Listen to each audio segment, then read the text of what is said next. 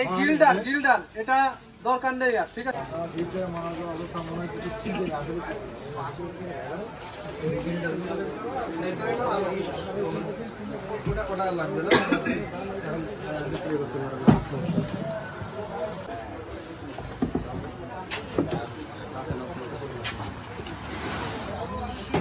খুশি আমরা এটা কাশি দিয়ে কেটে দিব আর সাইডে কোনো পয়েন্ট কিছু বলতে হলে ভালো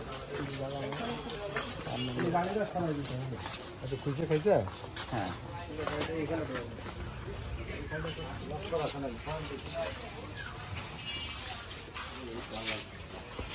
সহ আসছি তাকে আমরা, ওর আসলে দোষ এখানে খুবই কম আর কি, কিন্তু আমাদের আইনে আছে যে বিক্রয় করবে তাকেও মানে সেও দোষী।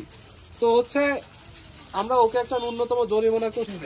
দ্বিতীয় হচ্ছে একটু যাদের কোন কোন কোম্পানি যেমন এসিআই স্কয়ার, নাম বলা ঠিক না, সিনজেন্টা নিমপেক্স, আপনারা জানেন এদের মালামাল ভালো, একটু কম টাকার আশায় আমরা আজে বাজে যাদের রেজিস্ট্রেশন নেই বা ভ্যানের পর থেকে বা অন্য জায়গায় একটা রেজিস্ট্রেশন নাম্বার দেওয়া আছে, ঠিক আছে।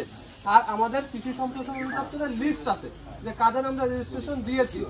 আপনারা এইটা মিলাইলে, আর বালাইনাশক সহায়িকা একটা অ্যাপ আছে, কি বললাম, বালাইনাশক সহায়িকা, এখানে এপি নাম্বার দিয়ে সার্চ দিলেই চলে আসে যে এটা আছে কি নেই। প্রোডাক্ট তৈরি করছে যেটাতে পরিমাণ উচিত ছিল 5 mg, কিন্তু সেখানে আছে 1, তাই না?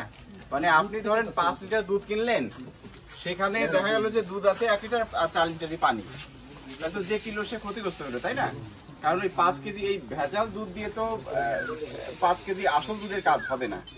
তো সেই জন্য মূলত এই যে মালামাল যেটা আছে এটা বিনষ্টযোগ্য এবং সেটা আমরা ধ্বংস করছি।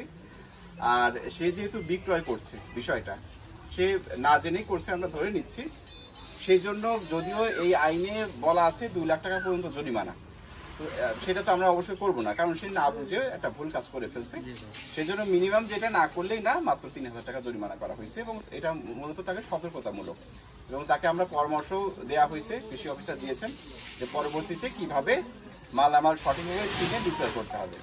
আর আপনারা কৃষক পর্যায়ে যারা আছেন তারাও শুনলেন বিষয়টা, এইগুলো মূল বিষয়।